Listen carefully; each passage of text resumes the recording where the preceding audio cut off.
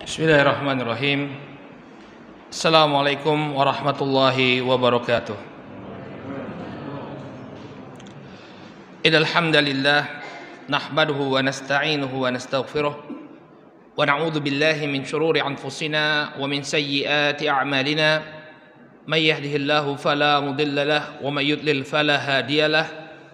Asyhadu an la ilaha illallah wahdahu la syarika lahu wa ashhadu anna Muhammadan abduhu wa rasuluh.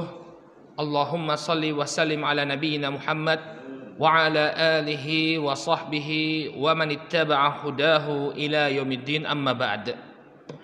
Ikhwani fiddin, saudaraku kaum muslimin yang semoga senantiasa dimuliakan oleh Allah. Alhamdulillah, puji dan syukur kita panjatkan kepada Allah Subhanahu wa taala atas segala nikmat yang telah Allah Subhanahu wa taala anugerahkan kepada kita semua, sehingga di malam hari ini kembali kita berkumpul di masjid yang kita cintai ini untuk melaksanakan sholat maghrib berjamaah, yang kemudian kita lanjutkan dengan majelis ilmu. Masih kita membahas perjalanan hidup junjungan kita Nabi Muhammad sallallahu alaihi wasallam. Pada pertemuan yang terakhir, barakallahu fikum, kita telah kisahkan bagaimana usaha kaum musyrikin Quraisy untuk mengembalikan kaum muslimin yang telah berhijrah ke negeri Habasyah. Mereka mengirimkan Amr bin Al-As dan Abdullah bin Abi Rabi'ah dengan hadiah yang demikian banyak yang untuk diberikan kepada Najasyi dan juga pembesar-pembesar negeri Habasyah, agar mereka memulangkan kaum muslimin yang telah berhijrah ke negeri Habasyah kembali ke Makkah.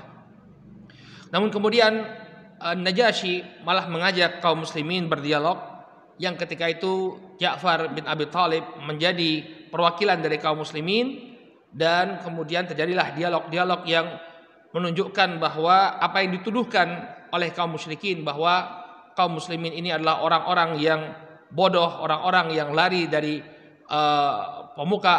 dari orang tua mereka, semuanya dibantah oleh Ja'far bin Abi Thalib radhiyallahu taala anhu.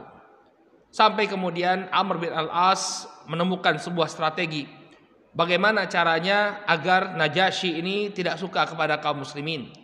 Dia mengatakan kepada Abdullah bin Abi Rabi'ah, saya akan sampaikan kepada Najasyi tentang pendapat kaum muslimin yang berkenaan dengan Isa alaihissalam. Sebagaimana yang kita ketahui bahwa An-Najasyi dan juga masyarakat negeri Habasyah, ya, Najasyi dan rakyatnya, mereka beragama Nasrani. Dan ketika itu mereka meyakini bahwa Nabi Isa alaihissalam adalah anak Allah. Maka kemudian ini merupakan pintu, ya, yang sangat terbuka bagi Amr bin Al-As untuk menjelek-jelekkan kaum muslimin. Tentu mereka tidak akan terima kalau kemudian Tuhan mereka hanya dianggap sebagai manusia biasa, seperti apa yang diyakini oleh kaum muslimin. Bagaimana kisahnya? Sebutkan dalam Musnad Imam Ahmad, Ummu Salamah mengatakan, ini kelanjutan dari apa yang kita sampaikan kemarin. Qala falamma kharaja min indih qala Amr bin Al-As wallahi la atiyannahu ghadan aibuhum indahu. Ya. Maka ketika keduanya keluar dari An-Najasyi ini setelah dialog yang pertama, maka Amr bin Al-As mengatakan, ya, wallahi, demi Allah, sungguh aku akan mendatangi dia besok hari.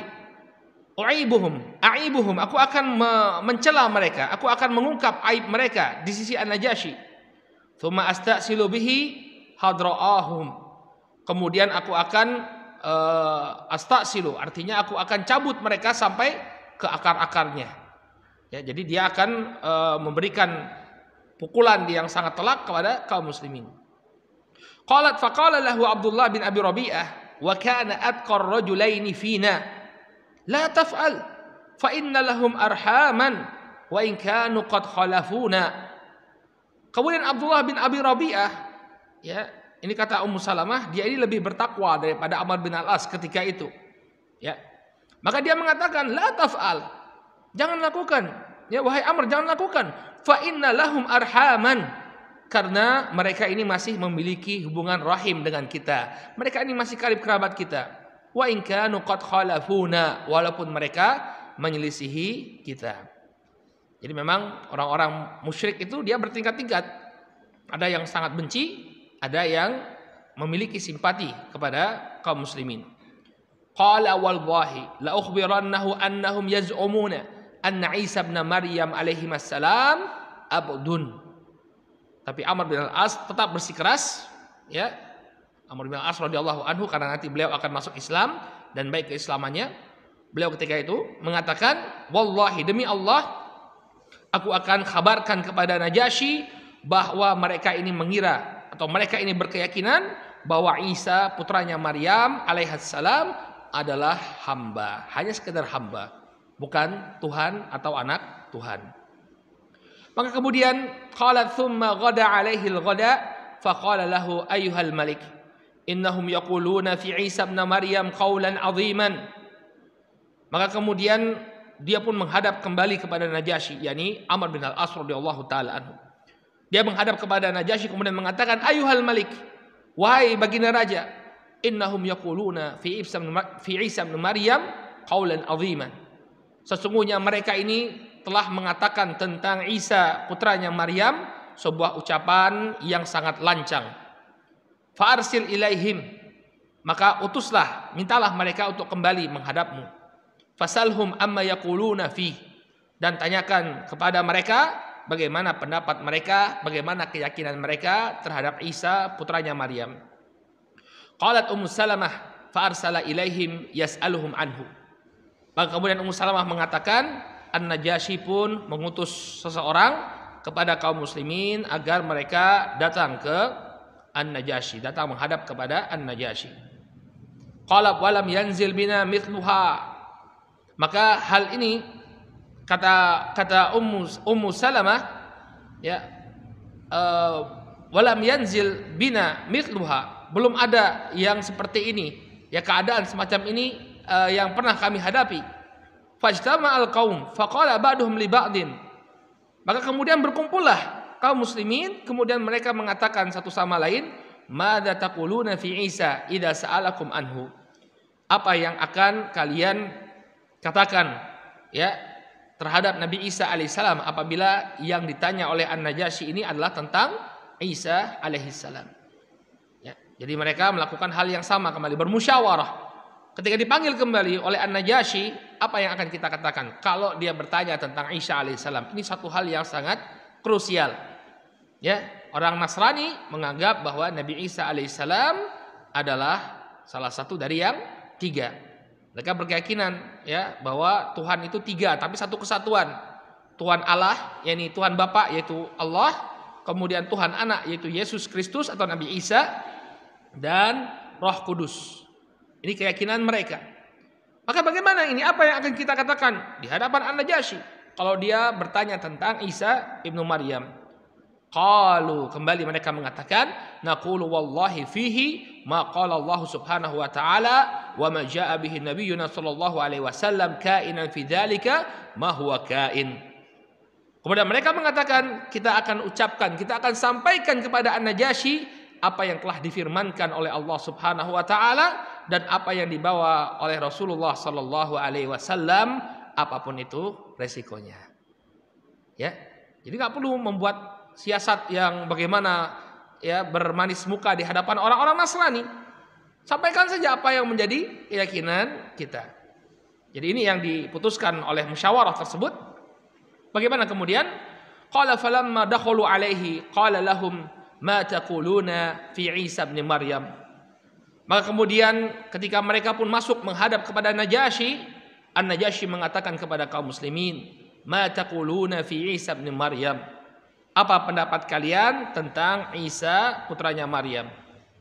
Faqala lahu Ja'far ibn Abi Thalib radhiyallahu anhu. Maka Ja'far bin Abi Thalib sebagai perwakilan kaum muslimin mengatakan kepada An-Najasyi, naqulu fihi alladhi ja'a bihi nabiyyuna sallallahu alaihi wasallam. Kami akan sampaikan, ya, kami akan sampaikan sesuai dengan apa yang dibawa oleh Nabi kami Muhammad sallallahu alaihi wa ala alihi wasallam. Jadi Ja'far ingin menegaskan kepada An-Najasyi bahwa ini bukan karangan kami. Ya, apa yang akan kami sampaikan inilah yang menjadi ajaran agama kami. Apa yang akan kami sampaikan inilah yang diajarkan oleh Nabi kami Muhammad sallallahu alaihi wasallam, ya, bukan ide kami yang bereka-reka, bukan. Apa yang kemudian dikatakan oleh Ja'far bin Abi Thalib kepada An-Najasyi, ya, huwa Abdullah wa rasuluh wa ruhuhu wa kalimatuhu alqaha ila Maryam, ya, al-azra al-batul. Nabi kami mengatakan bahwa Isa itu adalah hamba Allah. Hamba, bukan Tuhan. Hamba berarti apa? Dia beribadah. Abdun, ya, la yu'bad. Hamba artinya tidak diibadahi. Ya. Isa itu adalah hamba Allah dan utusannya, dan rohnya serta kalimatnya yang diletakkan pada Maryam, yaitu sang perawan suci. Ya, sama kan pendapat kita bahwa Maryam itu perawan suci, tidak ada laki-laki yang menyentuhnya. Kemudian hamil atas kehendak Allah Subhanahu wa taala, lalu dilahirkanlah Isa alaihissalam. Qalat fadaraba an-Najasyi yadahu 'alal ard.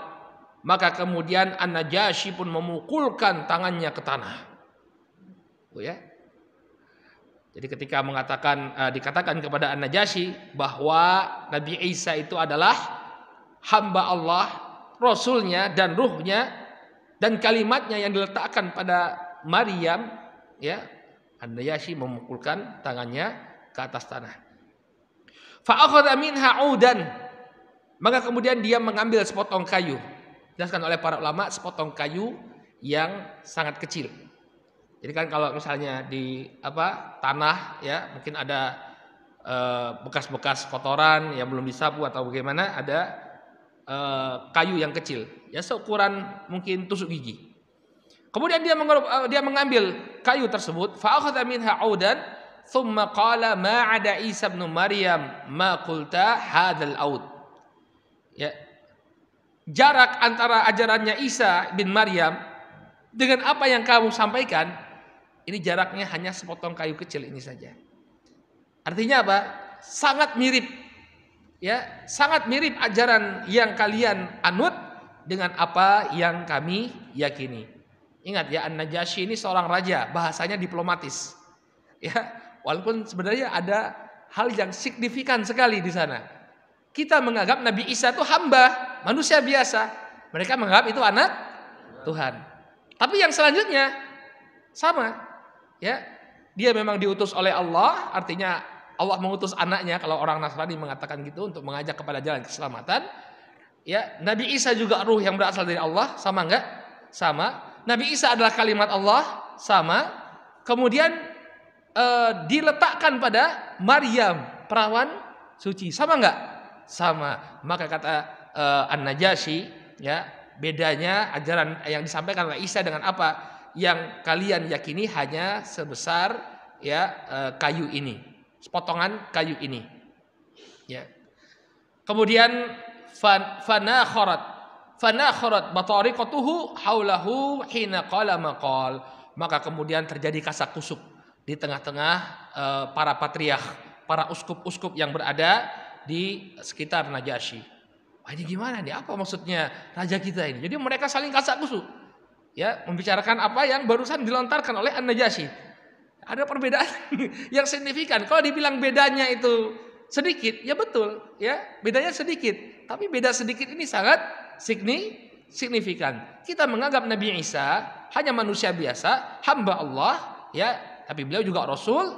Mereka menganggap Nabi Isa sebagai Tuhan. Tuhan atau anak Tuhan. Ya.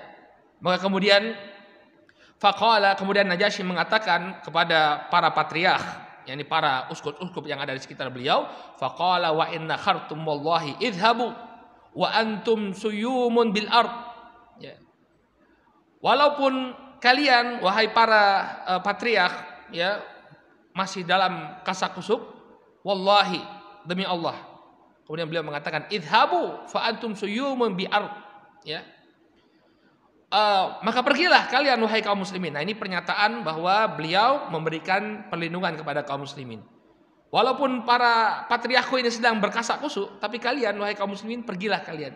Fa antum suyumun bil ard, ya. Fa antum suyumun bi ardi. Maka kalian, ya, aman, ya, ketika berada di tanahku. Wasuyumul aminun man sabbakum gharim. Dan kalian pun akan aman dari siapa yang akan menawan kalian. Tsumma man sabbakum gharim, tsumma man sabbakum gharim, fama uhibbu anna li dabra dhahabin wa anna adaitu rajulan minkum wa dabru bilisanil habasyah ya al-jabal. Kemudian disebutkan dalam hadis tadi ya, dan aku tidak akan rela ya, aku tidak akan rela aku memiliki apa kata beliau tadi ad-dabru ya, ad-dabru ya, anna li dabra dhahabin, aku memiliki dabr, aku memiliki emas sebesar dabr.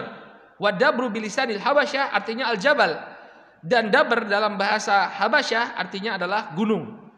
Aku tidak rela memiliki sebuah gunung ya dalam keadaan aku mengganggu atau menyakiti salah seorang dari kalian. Ya, jadi kata siapa? Kata Najasyi ya, walaupun orang memberikan aku banyak harta, sampai aku memiliki harta sebanyak gunung untuk mengganggu kalian, aku tidak rela. Jadi beliau lebih memilih untuk melindungi kaum muslimin daripada harta yang banyak. Ya. Ini maksudnya kepada kaum musyrikin. Kaum musyrikin sudah mulai menyogok kemarin. Diberi apa? Kulit-kulit yang terbaik dari kota Makkah. Walaupun nanti kalian itu memberikan satu gunung emas untuk menyakiti kaum muslimin, saya tidak akan mau, kata beliau. Ruddu alaihima hadayahuma, kembalikanlah hadiah-hadiah ini kepada mereka berdua. Jadi semua kulit-kulit yang demikian indah, kulit-kulit yang demikian baik itu ya diberikan atau dikembalikan kepada Amr bin Al-As dan Abdullah bin Abi Rabi'ah. Fala hajata lana biha, kita tidak membutuhkan ini semua. Masya Allah. Ya, itu seorang pemimpin yang berkarakter. Jangan sampai kemudian dikasih hadiah langsung berubah. Ya, mental orang suka disogok, gampang sekali berubah-ubah pikiran karena diberikan hadiah. Tapi lihat bagaimana An-Najasyi tetap bersikukuh untuk melindungi kaum muslimin. Suruh kembalikan semua hadiah tersebut. Fala hajata lana biha, kita tidak memiliki kebutuhan sama sekali. Fa wallahi ma akhadallahu minni ar-rishwah hinna radda alayya mulki. Ya, demi Allah, ya, Allah Subhanahu wa taala tidaklah mengambil suap saat dia mengembalikan kerajaanku. Jadi dulu kan kita pernah ceritakan bahwa Najasyi ini pernah dikudeta oleh pamannya. Ya, ayahnya dikudeta, tapi kemudian apa? Kekuasaan itu kembali kepada An-Najasyi. Beliau mengatakan, wallahi ketika kekuasaan itu kembali kepadaku, saya nggak perlu menyogok Allah Subhanahu Wa Taala. Ya, kembali kekuasaan itu kepada beliau tanpa harus menyogok Allah Subhanahu Wa Taala. Fa'akhudha rishwa fihi, fama ata'a fin nasi fa'uti'ahum fihi. Dan tidaklah mungkin ya ketika orang-orang yang Allah sudah membuat mereka taat kepadaku, ya, maka kemudian aku kembali mentaati mereka. Artinya ketika aku sudah diberikan kekuasaan oleh Allah Subhanahu wa taala, tidak kemudian aku mengikuti apa yang diinginkan oleh mereka, oleh rakyatku, yakni oleh patriark-patriarkku. Ini menunjukkan ketegasan dari An-Najasyi rahimahullahu taala, ya, bahwa beliau tetap akan memberikan perlindungan kepada kaum muslimin. Qalat, kemudian akhir ceritanya Ummu Salamah mengatakan, fa kharaja min indih maqbuhaini mardudan alaihima ma jaa bihi. Maka kemudian keluarlah keduanya, yakni Amr bin Al-As dan Abdullah bin Abi Rabi'ah dari hadapan An-Najasyi, ya, dalam keadaan yang sangat buruk. Mardudan alaihima, mereka tertolak, ya, ma jaa bihi, semua apa yang mereka bawa ditolak oleh An-Najasyi. Fa aqamna indahu bi khairi dar ma'a khairi jar, dan kami tinggal di negeri yang terbaik dengan perlindungan yang terbaik. Akhirnya kaum muslimin pun tinggal di negeri Habasyah di bawah perlindungan An-Najasyi, ya. Kemudian bagaimana akhir kehidupan An-Najasyi, ya? An-Najasyi ini ternyata masuk Islam, ya. Dia setelah memberikan perlindungan kepada kaum muslimin, Allah Subhanahu wa taala berikan hidayah kepada An-Najasyi. Oleh karena itulah ketika An-Najasyi ini meninggal dunia, ya, di tahun ke-9 Hijriyah, An-Najasyi meninggal dunia, maka Nabi Shallallahu alaihi wasallam memerintahkan para sahabat untuk mensolatkan An-Najasyi dengan solat gaib. Karena mereka tidak pergi ke negeri Ethiopia, tidak pergi ke negeri Habasyah, tapi mereka menyolatkannya di Madinah. Ketika itu Nabi sudah berhijrah ke Madinah. Sebutkan dalam hadis yang diriwayatkan oleh Imam Muslim dari Jabir bin Abdullah, ya, Nabi SAW mengatakan inna akhon lakum ya qad mat, sesungguhnya saudara kalian telah meninggal dunia, faqumu fasallu alaih, maka bangkitlah kalian dan salatlah untuknya. Faqala faqumna fasaffana saffain, maka kami pun bangkit dan ketika itu kami menjadikan saf kami 2 saf. Dalam riwayat yang lain disebutkan, ini kan disebutkan dalam riwayat Muslim ini disebutkan inna akhon lakum, sesungguhnya saudara kalian. Siapa saudara kalian? Disebutkan dalam riwayat Imam Ahmad dari Imran bin Husain, inna akhon lakum qad mat faqumu fasallu alaihi, yakni An-Najasyi. Nabi SAW mengatakan bahwa sesungguhnya saudara kalian telah meninggal dunia, maka bangkitlah kalian dan solatkan dia, yakni yang dimaksud oleh Nabi SAW akhon lakum, saudara kalian itu adalah An-Najasyi. Berarti beliau meninggal dalam keadaan muslim. Ya, beliau meninggal dalam keadaan muslim. Baik. Nah, kemudian yang perlu kita ketahui bahwa sahabat yang hijrah ke negeri Habasyah ini dia memiliki 2 keutamaan.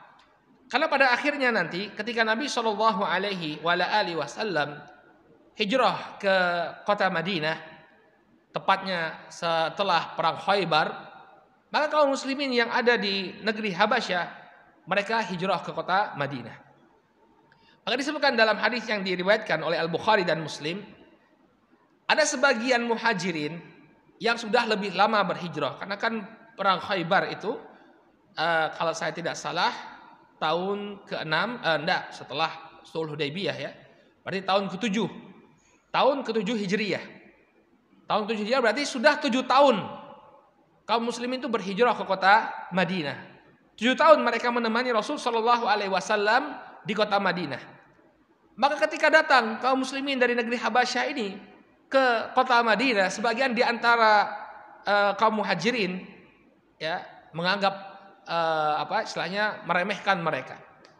Ya, kalian ini sudah 7 tahun baru pindah ke sini, sementara kami sudah lama menemani Rasulullah Shallallahu Alaihi Wasallam.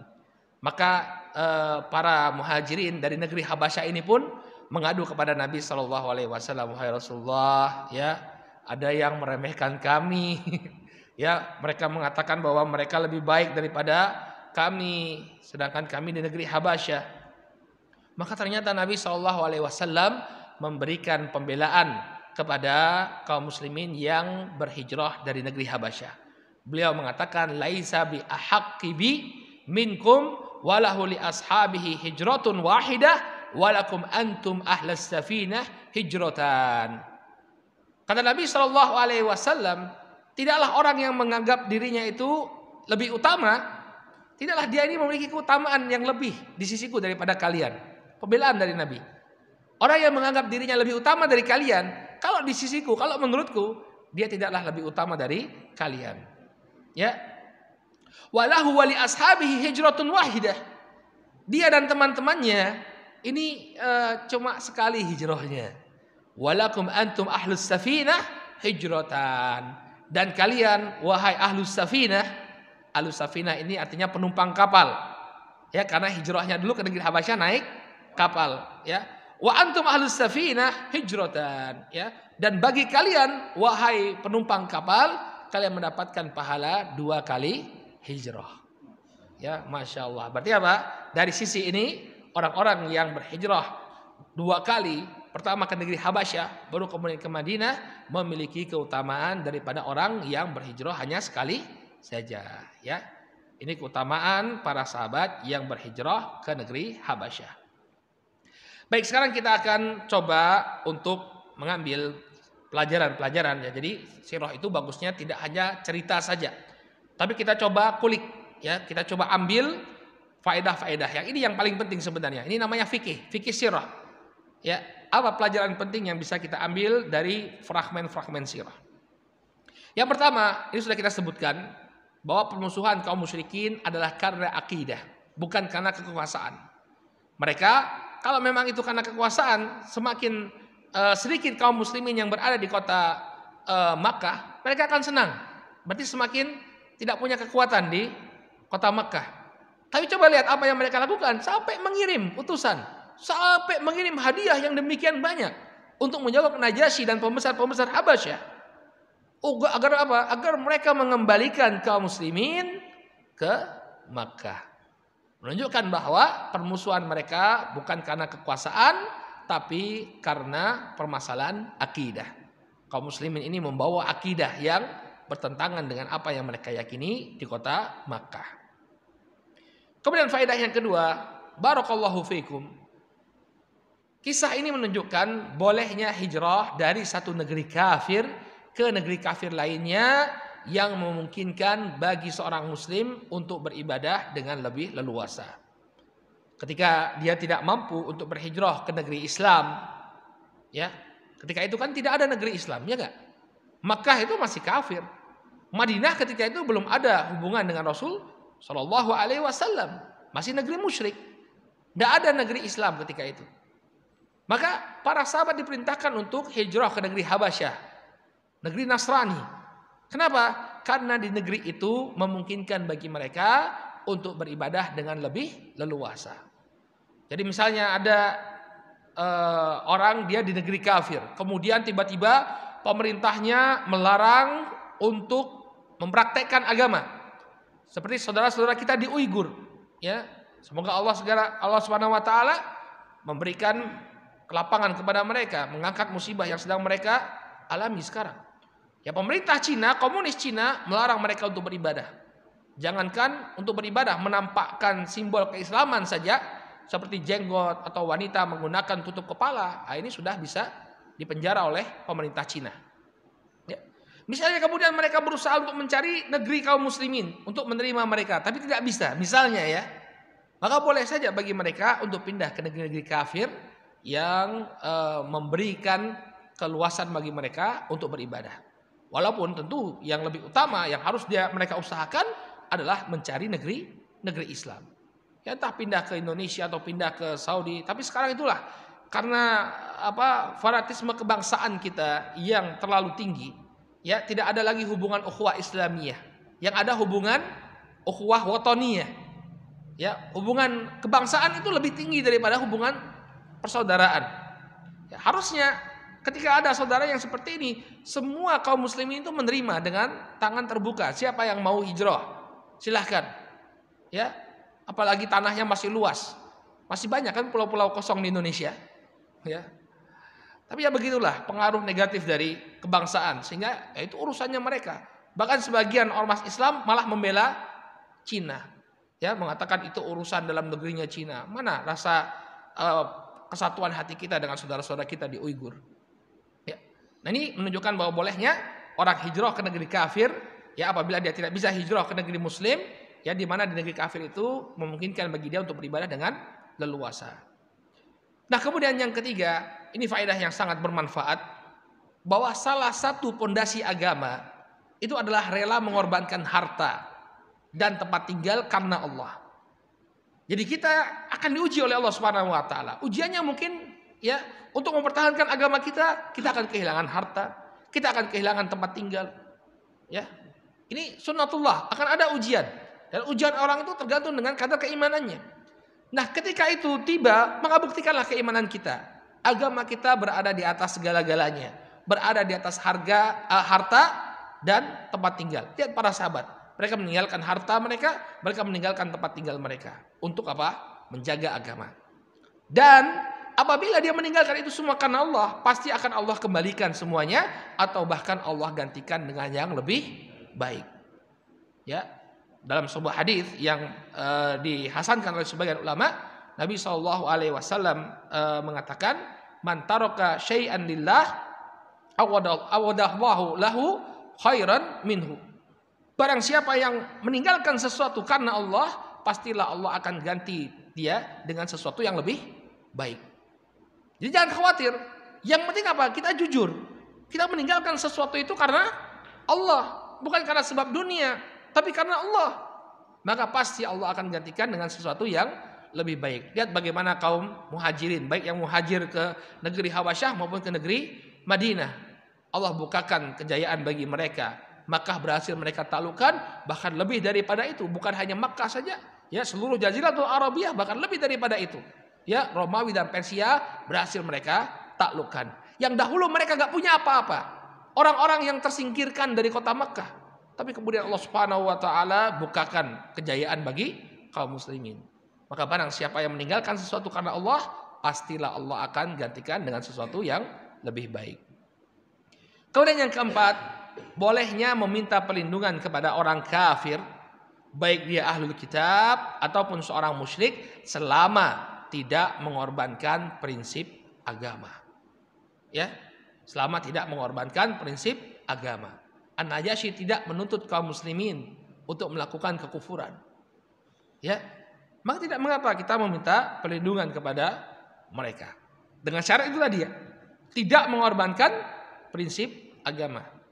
Ya, misalnya, oh enggak apa-apa, kita beri perlindungan, tapi nanti ikut Natalan ya, misalnya. Ya, enggak, jangan, ini prinsip agama kita, lakum dinukum waliyadin, ya. Qul huwallahu ahad, Allahus samad, lam yalid wa lam yulad. Ini prinsip agama kita. Ya, sehingga apa? Ada kaidahnya, selama tidak mengorbankan prinsip agama. Baik. Kemudian yang kelima, ketika Ja'far bin Abi Thalib ditanya oleh An-Najasyi, bagaimana pendapat kalian tentang Nabi Isa alaihissalam, beliau mengatakan, ya, dengan jujur, bahwa menurut apa yang diajarkan oleh Nabi kami, Isa itu adalah hamba. Ini menunjukkan kepada kita bahwa seorang muslim itu harus menjaga prinsip akidah di negara kafir. Bukan kemudian menggadaikan akidahnya agar mendapatkan ridha orang-orang kafir. Ya, seorang muslim itu memegang prinsip. Dan mereka mengerti sebenarnya. Ini kan yang bikin kacau tuh orang-orang liberal sebenarnya.